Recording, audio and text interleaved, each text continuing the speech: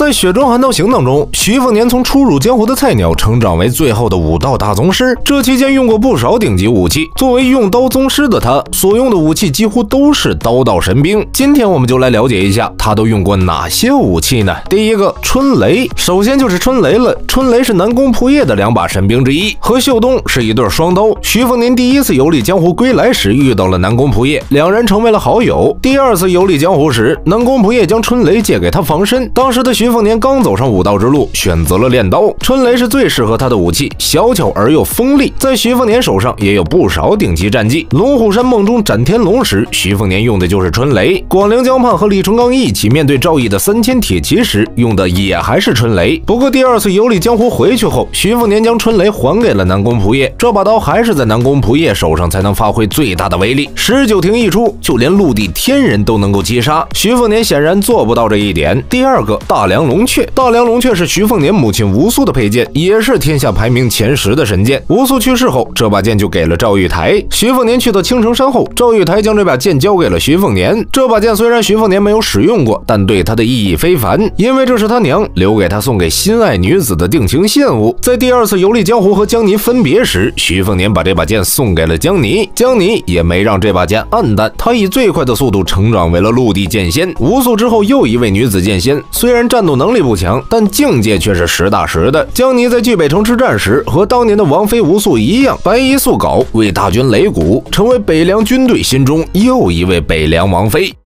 在《雪中悍刀行》当中，徐凤年成为武道宗师的路上使用过不少神兵利器。今天我们就来看看都有哪些。第三个，飞剑12支。飞剑12支也是陪伴徐凤年最久的武器之一了。徐凤年第二次游历江湖来到武帝城时，遇到了自己便宜舅舅邓太阿，这个远房表舅是如今江湖中新一代的剑神。初次见面就出手斩杀了要害他的陆地神仙赵玄素，并把自己祭炼的12把飞剑送给了他。用邓太阿自己的话来说，这是为了回报徐凤年母亲吴素当年的恩情。吴素死了，所以恩情便只能回报在徐凤年的身上了。这12把飞剑跟着徐凤年后，每日被精血滋养，越发的锋利。徐凤年游历北往的过程中，这12把飞剑帮了大忙，不少高手就是死在飞剑之下。在敦煌城时，12把飞剑剑胎圆满，成长为神兵利器。可惜在后来对战寒雕寺的过程中，12把飞剑有3把被寒雕寺给毁掉了，剩下的9把也在之后和王仙芝拓跋菩萨战斗的时候毁坏的差不多了，已经没办法再凑成一套完整的飞剑。徐凤年索性就将剩下的飞剑全部重新祭炼，重新祭炼后的飞剑变成了9把。这9把飞剑经过墨家大将的锤炼，成为了最适合徐凤年武道的武器。9把飞剑分别融合到了徐凤年的几种剑意和武道感悟上。对比之前邓太阿送他的12把飞剑，这9剑显然更适合他，而且融合了他的剑意和感悟，单独的每一把都是顶级神兵。